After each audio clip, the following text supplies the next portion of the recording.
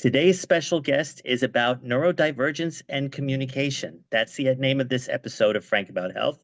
And my special guest, Anshar Seraphim, is a perfect example how one has lived his entire life with neurodivergence and has made the best out of it.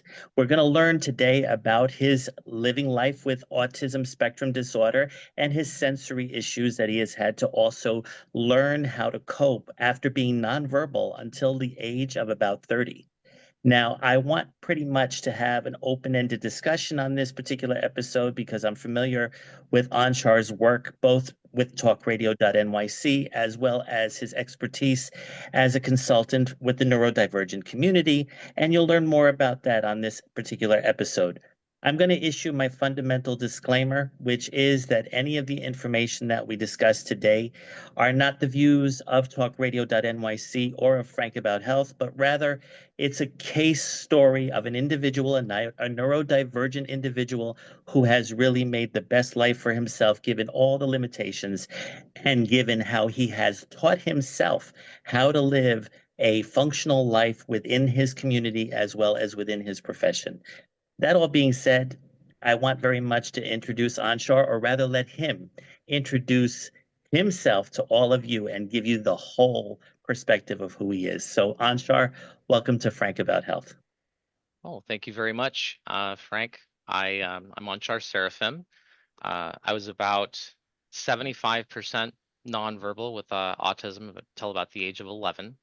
Um, had a lot of challenges, and I know a lot of people don't know this who don't have autism touching their lives, but I do have a lot of the physical problems that go along with an autism spectrum diagnosis. I had one of my eyes turned all the way in to the bridge of my Wow. nose when I was born. I had a strabismus, had to have it corrected with surgery.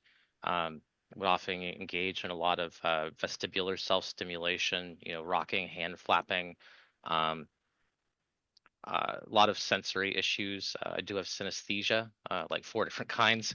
Um, and My life has really been a journey of, I think, just wanting to connect to people. When I was younger, I didn't really understand human relationships that well. I remember I was about 8 or 9 years old, and I remember trying to chase the other kids around on the schoolyard, trying to kiss them because I didn't understand human intimacy or friendship. Um, I didn't. I was raised by two women, so I didn't really understand gender roles. When you don't have exposure to a circle of friends or role models or a society, no one ever really tells you how to act. Those are things that you learn from exposure. And so Correct. um, I didn't have, no one was there to tell me I shouldn't, play with dolls or, so I do identify as non-binary, but I don't have that feeling that I was born in the wrong body or anything like that. It's not I'm not experiencing gender dysphoria in a Right. typical way. It's more that without initiation to any of the social constructs, the only thing that I've ever had in my life when people have expected, colloquially male behavior out of me, Right. was frustration because it was just another social role that I didn't know how to fill. Um, my sensory issues are pretty debilitating. I didn't get my driver's license until I was 37. It was a big problem for me just because there's so much sensory input and we get into some of my challenges later, but I Sure. couldn't have a conversation while driving. I couldn't have the radio on. I couldn't have, even a crack in the window because then I would start feeling uh the breeze on my skin and that would start making me see colors and And it would so it also was a be painful, wouldn't it?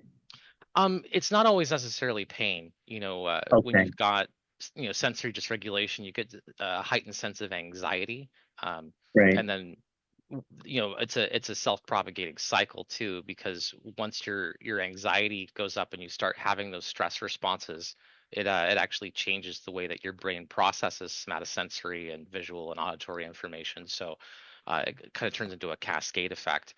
um, I do want to kind of give a little bit of commentary because you said that, I was nonverbal until 30, and it's not entirely Okay. accurate. Okay. I appreciate that. 75% nonverbal until age 11, and then Okay. I really started trying to connect with people after that, with a lot of challenges. We can get into that.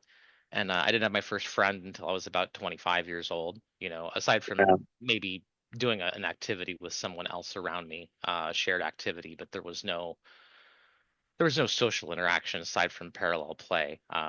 So that was really frustrating. But I really came into my own as I started to approach 30 years old. Um, just because if you know anything about um, autism spectrum disorder, there's a reason it's called a spectrum. People have all kinds of different challenges. And as for me, generationally speaking, because I am in my mid 40s, it was only Hmm. 2 years before I graduated high school before they even had Asperger's in the DSM. So I came from that generation before, we started passing out, ADHD diagnoses and all of that to kids and, trying to fill them with amphetamines and stuff like candy. There was no support or recognition, of anything that was going on with me. And I never could understand why I wasn't able to connect with anyone. Um, Ton of social challenges, inability to make eye contact, inappropriate facial expressions. I'd spend most of my day, walking around with my arms crossed, looking at the ground. A lot of Mm. difficulty with the tonality of my voice, being able to control uh, my tone. No gesticulations, no facial expressions. I felt like I was from a different planet. I couldn't connect to Wow. anybody. So what happened for me is, like many people on the spectrum, I had a lot of special interests. And being socially cloistered the way that I was, once I started reading, that really opened up a different world for me. And I ended up going into so many different special interests, words, puzzles, games, all kinds of things that eventually I came across a book by Carl Sagan, The Dragons of Eden. And in it, he talks about the evolutionary consequences of human thought and Mm. how the fact that, if we assume that evolution's true, what does that mean for the way that we think and feel and process the world? And it occurred to me at that point, because I'd gone through a severe depression after actually getting a diagnosis when I joined, well, I tried to join the Navy. I was a sailor, went through boot camp and all of that, but I ended up having, some of the same problems that I did my whole life and didn't understand. And when you get access to free healthcare and all of that with the military, you're a lot more, um, I guess, motivated to try and, seek medical attention and all of that. And things had moved along so much further by that point in my life, as Right. far as an understanding of autism. And when I got my diagnosis, in some ways it was empowering, but in other ways it felt like, you know, the desire that I had to make things better, that it was never going to happen for me because that meant that there was something that I couldn't control. Mm. So I got very, very depressed. I tried to take my own life. Um, Wow. Ended up being hospitalized for mental health as a result of that. I was homeless for like, oh, 11 months in one of the coldest cities in the United States.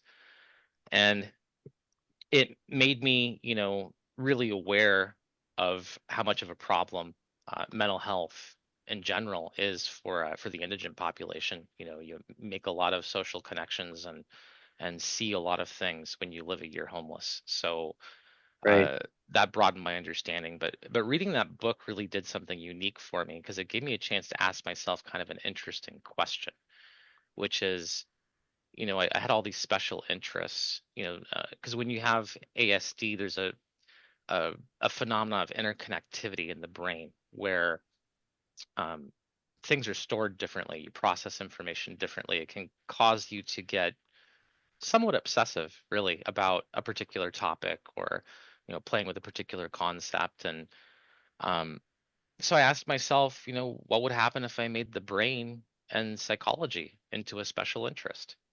Would it change anything? Um, Right. and it changed everything. It changed everything because for the first time, I started to try and not only understand, my limitations and my challenges, but to try to rewire my own brain to be able to circumvent um, or improve some of those things. And it took a phenomenal amount of work. Thousands of pictures of my face, trying to figure out facial expressions. Um, Lots of work with my voice, Hmm. because I came to understand that my own voice was actually causing me sensory dysregulation. Because I'm a baritone, so I had to learn to speak like an octave and a half higher, so that I could work on talking without it bothering me. Um, and it just kind of I kind of failed upward from there, because the first thing that you learn when you're neurodivergent is you learn about masking. You're desperate Yes. to connect to other people, and so you try and emulate the social behaviors and all the things that you see around you, even if they don't make sense. And it's a fundamentally flawed process, because the better and better you get at it, the more socially punished you are when you make a mistake. And I think it's only like 2.5% of people who have Tourette's actually swear. But let's just say, for the sake of argument, you're one of those people. If you were able to completely suppress all of your tics, your twitches, your profanity or whatever for an entire dinner date, then you get to the last 5 minutes and you drop an F bomb.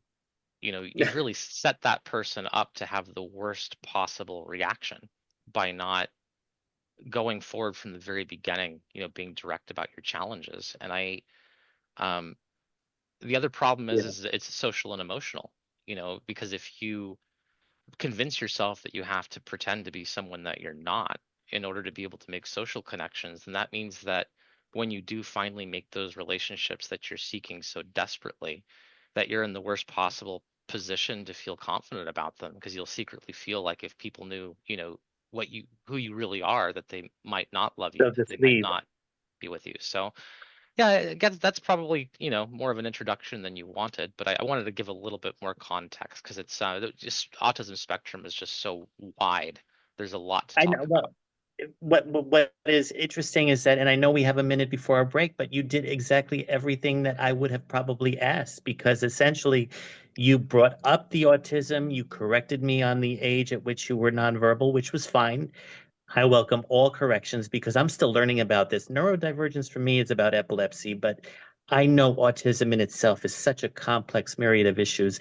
But more importantly, as I titled this episode, Neurodivergence and the Power of Communication, the very skill sets that you had to learn in order to get your desire to connect to others and build relationships and be as functional as possible, given all of your limitations, it was your ability to use various levels of communication training, like the octave in your voice, or even how to blend neuropsychology or cognitive neuroscience and brain science with psychology. That is all the dynamics that all of us, I wouldn't say average everyday people, but all of us are striving to build upon. We always spend our lives trying to improve on our limitations when you had no choice but to do that. So that is the power of communication, which is why I look at your situation as debilitating you had indicated it has been,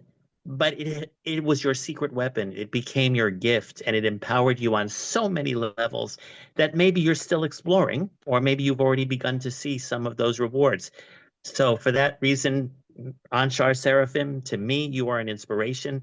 And I want very much the rest of my audience, the listening and viewing audience, to see how you've mastered not only that skill to be able to allow you to relate to others, but how you have made it into various opportunities along your life and career that could lead you to being a role model for anyone who's neurodivergent, whether it's within the spectrum or even other types of neurodivergence. So that's my praise and my platitude for you right now on Frank About Health. And when we return, we're going to talk more.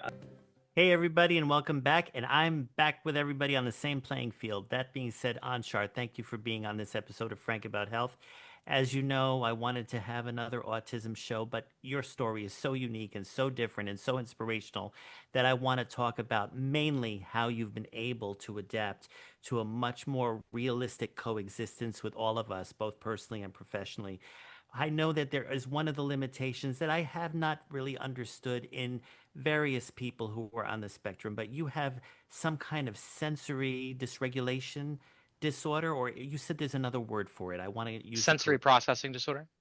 Oh, okay, great. So can you explain to me that while you were already going through the spectrum and becoming more verbal by the time you reach 30 and then making your first friend later in life after that, how did you manage to strive and thrive while still dealing with ongoing sensory issues, whether they're sound related or touch related?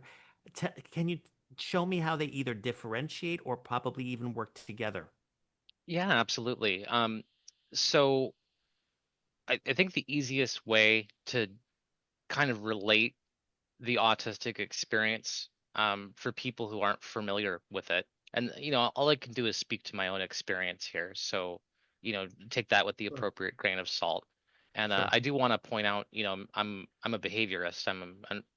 Applied behavioral psychology does not make me a therapist or a medical expert in any Correct. way. It's important, but speaking to the facts, the white matter tracts in the brain, the corpus callosum, the different ways that your brain processes information, those things change when you have autism spectrum disorder. And I think the easiest thing that I can liken it to that a lot of people have, as a relatable experience, is that feeling that you need to turn down the radio to park the car. Right. Right. You know, there is interference that happens from your sensory input. And have you ever had like a bad phone call where you could hear your own voice on like a half-second delay? You Yeah. ever notice Like, how difficult it is to talk? yeah, you end up stopping. You freeze.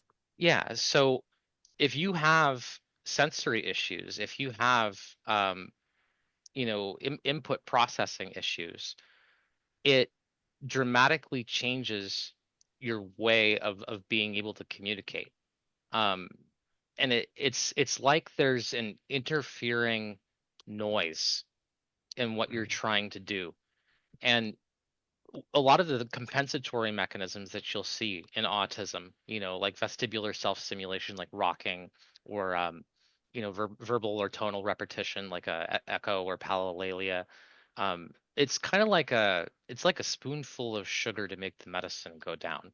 It's that while you can't control all of the input you're getting, by mixing it with input that's expected, that you can make it more tolerable.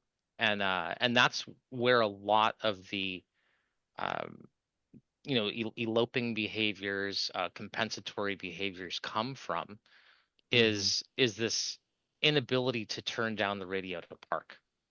And Mm. you've got to try and figure out a way to make it palatable enough for your brain, but then you're also dealing with the challenge that as that input continues, the frustration and the stress continues to escalate, and then that makes you even more susceptible to being dysregulated. It's why, at least I can speak to my own experience, a lot of people on the spectrum won't even necessarily be able to identify when they've had they're having in the middle of having a meltdown or a dysregulation until after. It's a very humbling experience to be a grown man, and to have a meltdown in a public place. Um, Mm. I think one of the primary frustrations when you have a disability is that it takes patience for other people who want to be in your life to be with you, whether that's a physical infirmity or a sensory problem. You know, other people are going to have to make some accommodations for you. And ironically, strangers are the most accommodating. It's the people that you know that are closest to you for the longest period of time that are most likely to forget that your symptoms are not character traits. If you have ADHD, and you forget a friend's birthday because of executive dysfunction, um, it's very likely that a person's going to get their feelings hurt and feel like that's your fault. Uh, Right. Whereas if you had a friend who was in a wheelchair who didn't offer to help you pack because you're moving, you wouldn't, you have a constant visible reminder of their limitations. And when you're neurodivergent, depending on whether or not or how you physically present, people don't Right. have that cognitive reminder. So it can cause a lot of problems with social mistreatment. You know, if a person's not able to look you in the eyes during a job interview, you know, it it creates social problems. There's a reason that the unemployment rate for autistic adults is, in some places up to 85%. Um, and that's before you get into things like transportation challenges and the workplace environment and Right. the ability to switch tasks. And we can get into some of that if you want. I don't want to flood you with too much information. No, but I identify with everything you're saying because I've always said on various episodes of Frank About Health, perception is everything. And it's incredible how sometimes perception is misconstrued and made into reality because the person or people that are perceiving or misperceiving the other individual are also limited themselves. And they're not taking the time to even give the other side of the coin, so to speak, or even try to empathize with what you might be living with, which would therefore make your situation much more respectable and transparent if they were able to think objectively rather than, oh, well, you didn't give me the reaction I expected, so you're not to be dealt with, and it's unfortunate that that's the kind of social system we live in. And, I've always talked about how narcissism also plays a path into all of that. But again, this is about your disorder. And it's just that I think identifying with you as an epileptic individual, I have a lot of empathy and respect to the kind of challenges that you could possibly be thinking or feeling, like when we're not even speaking, let's say. So I'm the type of individual I think that always tries to give the benefit of the doubt, sometimes even to my own detriment. But when I look at an individual such as yourself, I know that I'm going to get transparency from you. I know I'm going to get as much mutual respect from you that I can give to you and vice versa because there's no other choice in how to function, and what I find a little bit of a shame, and this is my own little disclaimer, I wouldn't call it a disclaimer, my own little commentary for the society out there. If people are worried about feeling bad that someone didn't call them, for example, on their birthday, think about what that other person is living through. Try to. That would be my recommendation. And then Well, therefore it'll help reduce their own guilt or insensitivities or whatever.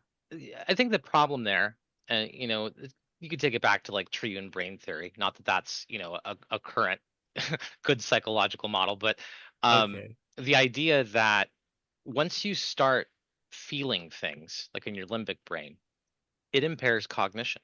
When you Right. have a strong emotional response, that is not when you do your best thinking as an individual. Correct. So, Correct. if something that you do causes an emotional reaction in someone, that is their least best time to reason. I think it's Jonathan Swift who said that you can't use reason to reason a person out of a position that they didn't use reason to get into in the first place. If a Right. person's having an emotional reaction, their ability to be emotionally mature, now, but this is also a secondary part of it, and I want to speak to it, and Sure. that's that if you had, let's say, a neurodivergent child, Okay. that is hard. You are going to have to endure some suffering with that. You are going to have to put a bunch of effort into things that come easy for other parents. You're going to have frustrations. You're going to have the social problems of people, thinking that your kid has a disciplinary problem, because often things like eloping can be mistaken for things like oppositional defiance disorder. How many times can you get called into the principal's office, for your kid, quote unquote, disrespecting a teacher, Hmm. when you see that someone's just not recognizing the fact that they're different. That takes effort and frustration, and it is not easy.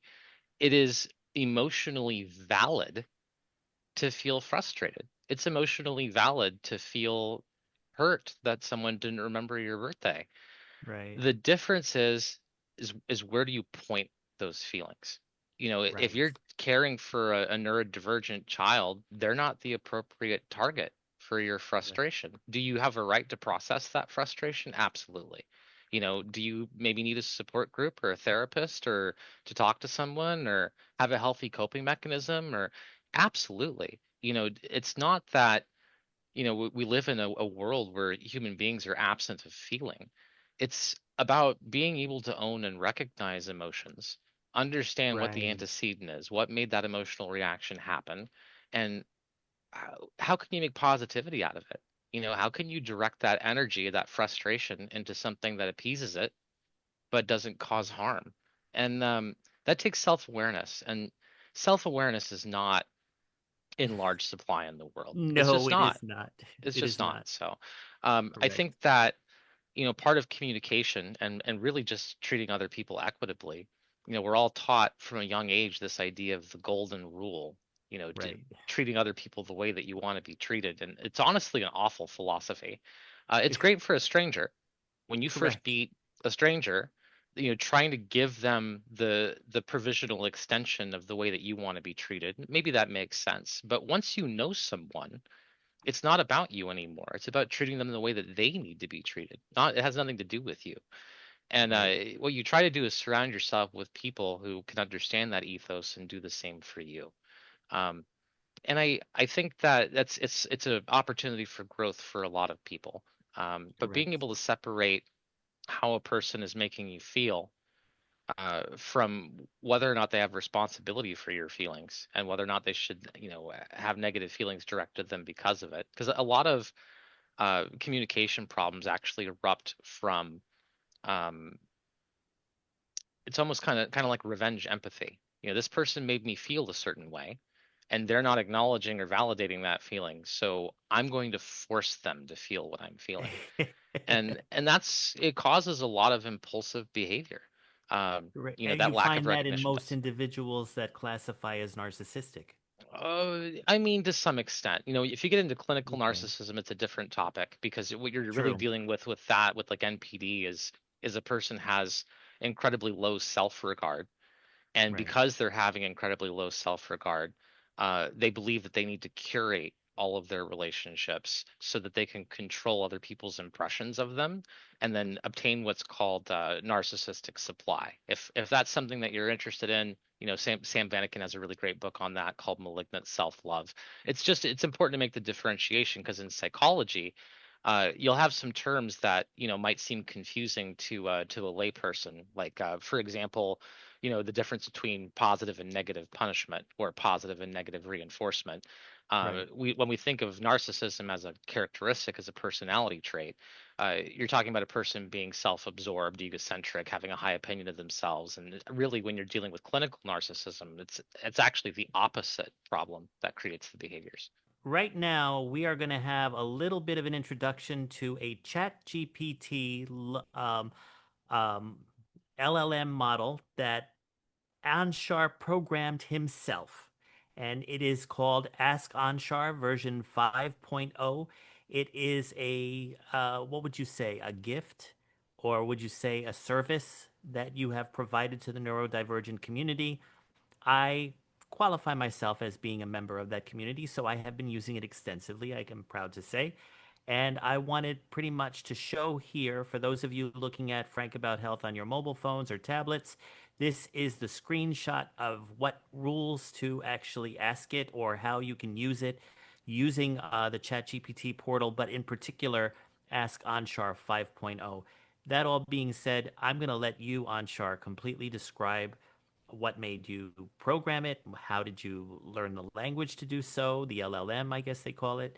And also describe out there how it benefits a lot of users. Yeah, absolutely. I think one of the biggest frustrations um, when you are neurodivergent is what you're supposed to do in social situations. Social situations can be confusing, um, hurtful, frustrating. Um, and it really operates on a lot of levels. Human relationships can be really difficult and frustrating with autism because there's Mm-hmm. so many silent rules. You're supposed to understand sarcasm. You're supposed to know what appropriate emotional responses are. You're supposed to be able to be, read people's body language and facial expressions and tonality. And when you're already dealing with so many sensory issues, if you have difficulty with eye contact, for example, let's say, the input of a human face is overwhelming when you're trying to think or talk, and you have to visually disengage, you never really get the opportunity to learn and understand those things in the same way that neurotypical people do. Hmm. And I had to stumble my way through so many problems, lost friendships and broken social connections, and not understanding, what it was I was doing wrong. And I had to spend so much time studying, people in the brain to be able to overcome some of those challenges. And I still have a lot of challenges to go. And I didn't have a resource. When I was a kid, we didn't have the internet. I was, you know, paging through my grandmother's, Funk and Wagnall's encyclopedia, and going from topic to topic. But no one ever really teaches you how to interact with people. It's something that you learn from people. And so when you're socially excluded or you have a lot of challenges, you kind of experience a developmental delay. And Hmm. what I wanted to do with Ask Anshar was use the advent of AI as an opportunity to give a tool, give a social decoder for neurodivergent people to understand social situations, facial expressions. Why is it that, if someone finds you attractive, they'll look away from you when you look in their direction, but if they don't want you to talk to them, they'll also look away when you look in their direction. A lot of those signals can be really confusing and frustrating. Right. So I wanted to give other people the benefit of what I had learned in my, at this point, 3-decade journey, and give them the benefit of that. And AI represents an opportunity for that. And while there's some ethical problems, I feel, at least personally, with Chat GPT and OpenAI, um, and we there is a commentary there about global resources and environmentalism. I don't think a lot of people understand that watching a single program on Netflix in HD is equivalent to about 600 GPT queries.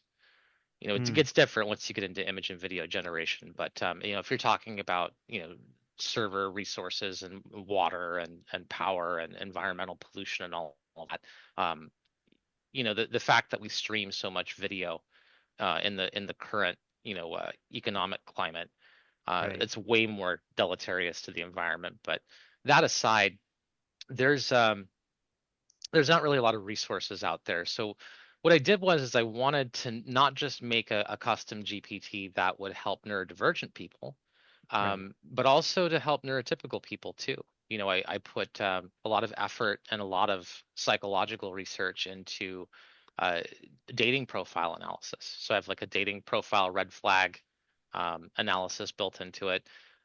It's able to walk you through the neurodivergent experience, and help you develop and code, some social skills to learn by way of exposure some of the things that no one can ever really take the time to teach you, and try and put it into a way that you can communicate. And it was important to me to make sure that as a resource, that it was able to understand all of the different issues that can happen with neurodivergent communication, everything from info dumping to, ADHD, circular storytelling. And it's completely neurodivergently friendly in that if you wanted to, for example, you can hit the voice button and you could do all of the ADHD circular storytelling you want about what's happening, and it'll still be able to accommodate all of that. If you're not a great communicator, you have communication difficulties, and you only type it a few words, it will still recognize those as complete questions and responses, and give you, the information that you're looking for, even if you're not fantastic or you have motor coordination issues. And that is completely free. You can get a link to it on my LinkedIn, and it is available as a public resource. I've got 30 years of my experience put into it. It is not Amazing. intended to diagnose or treat any illness. It's Right. it's literally there to give you some social information, be educational. And it can even, help you learn about people, whether you're having issues in the workplace. I think all of us have had that frustration of not having enough social context to know what's happening in a situation, to understand the emotional and psychosocial dynamics that are at play. So I wanted to give that as a resource. It was I don't know if anyone's familiar with the weak and strong anthropic principle, but the idea is, this would be the strong anthropic principle, that I wanted to be an ancestor for the people who Mm, have come after me, because I've seen so many changes. I didn't get my diagnosis until I was 19 years old, and now the average age of diagnosis for autism is like 4 years old. And wow. to think generationally, how Hmm. different my life could have been if I would have known a decade and a half earlier, Right. where some of my challenges were coming from. If I would have had a resource to be able to understand those confusing social situations, my life could have been significantly impacted. And since I didn't have someone there to do that for me, I wanted to be the person I was missing. Mm. Well, this is impactful enough. I mean, granted, there was the time, quote unquote, lost, if you will, but you have already, by being able to create, especially with a new platform like artificial intelligence, this whole entire community solution for both neurotypical and neurodivergent people. I think that's making you catch up to what you missed out on. That's my view. Hey, everybody, and welcome back. Actually, besides the fact I had shown you Anshar's business card, I was going to show you his YouTube page with previous work that he has done. But I guess in all of the shuffle that started at the beginning of the show, I have lost the link to that. So, that being said, Anshar, I really want you to spend the remaining part of this show talking about what you do for other businesses, other professionals, I guess within the neurodivergent community, or even others, researchers, hospital systems. I mean, I'd like to know all about the kind of work you do, and feel free to say on this show how people can get a hold of you if they could probably use your brilliance on ChatGPT, or even with other things that you have done. And at the same time, if we have screen sharing privileges, so if you want to show your YouTube page, feel free to do so. But just go ahead and promote yourself to the hill. Well, I teach applied behavioral psychology and cognitive neuroscience for business, sales, personal development, marketing, neuromarketing. Um, I help entrepreneurs connect their ideas to their audiences. You know, I I've had the pleasure of, being interviewed 60 plus times on the topic, everything from um, how your vocal tone and your choice of language can change a sales interaction, to how belief systems can impact the way that we affect change in our lives. I Mhm. think some of the core principles I like to touch on are the gaps that happen, because when you don't always necessarily understand the mechanics of the brain, it can cause people to make a lot of mistakes. And Mhm. I want to, touch on a few of them. I think most people have had the experience of having imposter syndrome, for example.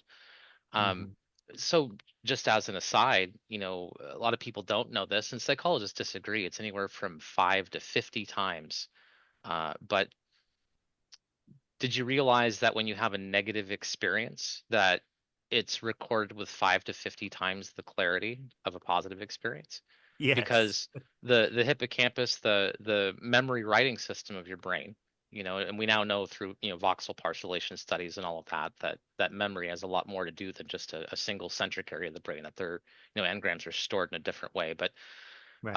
when it comes to things like narrative and memory, when you make a mistake or touch a hot stove or almost get hit by a car, the brain, when it has a stressful reaction, it's evolutionarily predisposed to record those things with far more clarity and granularity. It's why we have a perception of things slowing down. If you're in a car Right. accident, you have a negative experience. It's why, you know, most human beings will have that common experience of, having one eye open at 2:30 in the morning thinking about a job interview that didn't go well 15 years ago.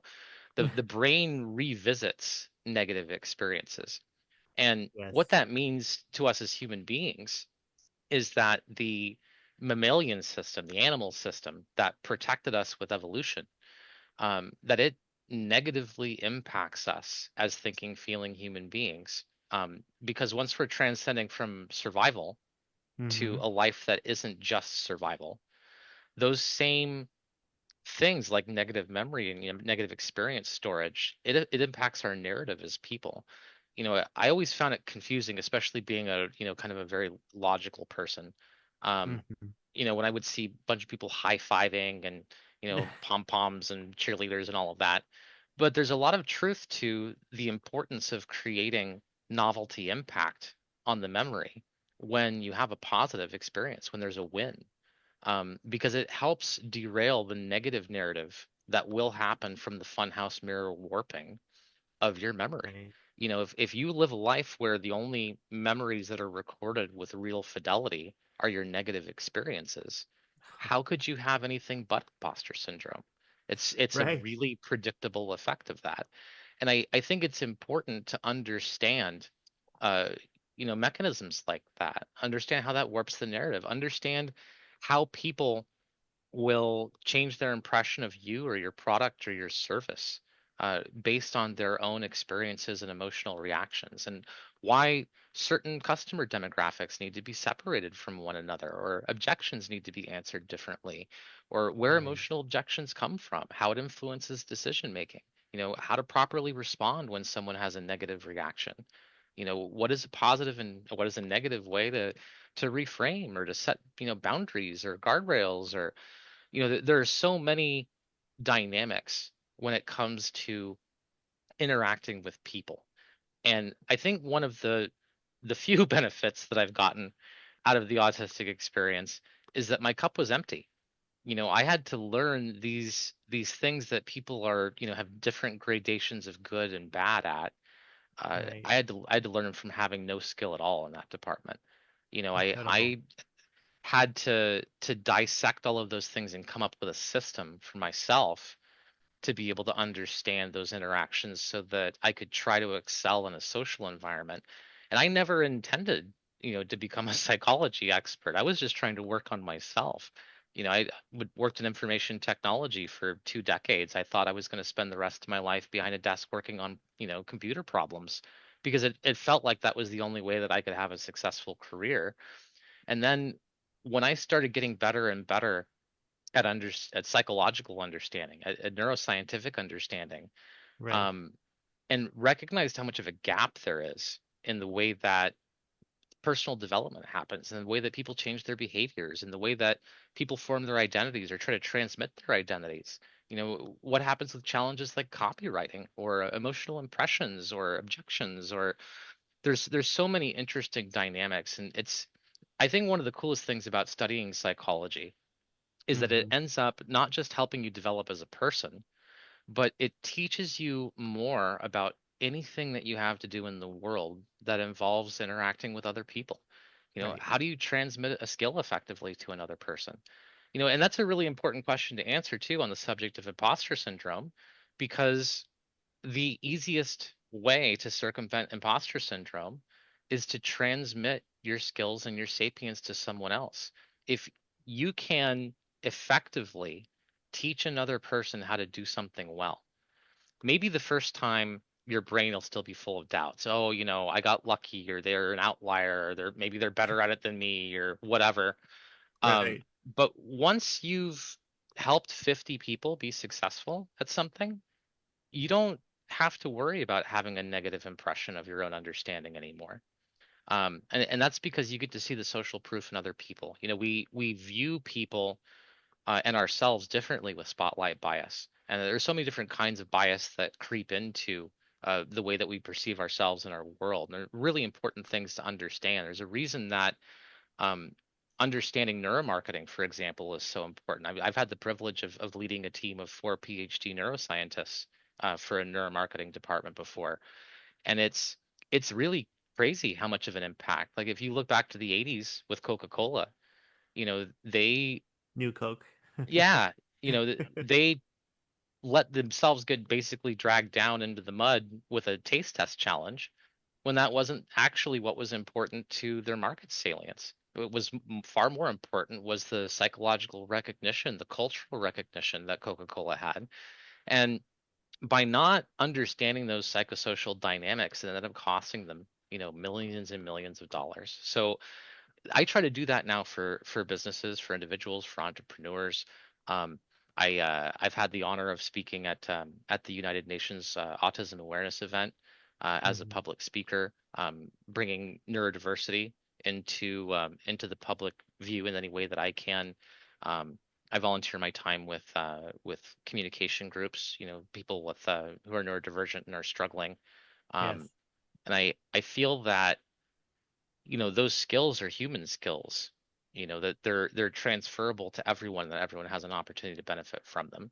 And if it's something that, if you want that honest psychological impression of your copy or your website or your business process or the sales process you're using for your team, or how to deal with objections, or an acquisition of a skill, all of these are things that you can benefit from, by being able to talk them out with another person. And so, out of all of this whole process, that's how I became a consultant. So Ask Anshar is not just your portal, it's also what you do. So that being said, can you give verbally all the links that you want people to try to reach you at, including your YouTube link that I I think couldn't the show earlier? easiest way to find me would just be to go to LinkedIn, and you Okay. can just put my first and last name there. There's not a lot of Anshar Seraphims out there, so it's Anshar, and then Mhm. Seraphim, Seraphim. And then you just put a period in the middle of that, between my first and my last name at gmail.com. That's my email address. I have my electronic business card, which I've given you, and it has links to a lot of my interviews and content. So I'm Mhm. sure, via the show links, if anyone's interested in that. I offer 90-minute sessions. I do sales process design, marketing analysis. Um, I don't proffer myself as a coach most of the time, but Right. sometimes, coaching is part of sales. Coaching is part of marketing. I think coaching really is just about, you know, bringing in someone who has a different perspective. Because sometimes we can get so hyper exposed in Right. an industry, or in a particular process or a sub process, that we start to get blindness to some of the important dynamics that we're missing from an outside perspective. And I think that's one of the things that consultants can do really well and bring a lot of value. Um, Right. I have a personal philosophy where, if a person makes a session with me, it should make them one hell of a lot more money than it should cost them to Right. spend time with me. So, and I try to transmit that ethos, professionally. Well, he certainly has done that both on today's show, given the way I came in, as well as the way I have been able to see him interface with other hosts here at talkradio.nyc. I'm sorry, Anshar, but the show is over, and I had so many other questions. I will obviously probably be having you come back at some point. I'll talk further with you about that later on. We are about If to your go. viewers get any questions, and they want to write you or post questions or send me questions, it's always something that we could do in a follow-up episode if you like. Absolutely. In fact, maybe even talk about the narcissistic personality disorder system. And I think you have some expertise in that area from our own I private I discussions. I think a clinician would probably be a better choice for that. But if you're True, looking for true. some great information on that, like I said, the book by Sam Vanaken, Malignant Self-Love, that's fairly authoritative. There's a lot of great resources out there. I think one of the primary things that you should know as a person is how to identify when you do encounter dark triad personality types, and how you should handle those situations. Being able to Right. establish good and enforce good personal boundaries, knowing strategies when dealing with those kinds of people. Because even if a person with NPD, for example, wants to seek help and they're even actively engaging in talk therapy, that can be Mhm. really, really hard. They have a very low success rate because you're literally giving them the narcissistic supply that they need, Right. while you're trying to treat them. So I think you'd probably be a more qualified professional on that particular topic, but it is something that I could maybe point you in the right direction for a resource. I appreciate that. So, ladies and gentlemen, please stay tuned for Success with a Splash with Bruce Kramer. And then afterwards, Making Seamless Sales with Art Fromm at 7 p.m. right here on this network. Thank you again, Jesse, behind the scenes. Thank you again, Anshar, for everything that we have talked about before, during, and after this show. And I will be back next week with a new episode of Frank About Health. Please stay tuned, and I will see you all next week. Take care. Thanks, Frank.